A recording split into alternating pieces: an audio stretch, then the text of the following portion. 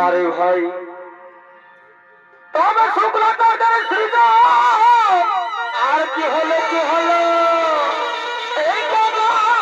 ছোড়ো না বারে ভাই তবে মহাদেবের পুত্র চমৎকার ভাই আর তোমার বধিবে পড়া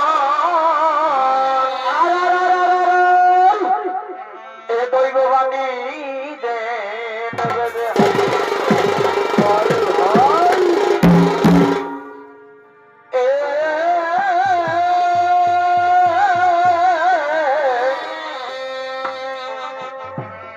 দৈববাণী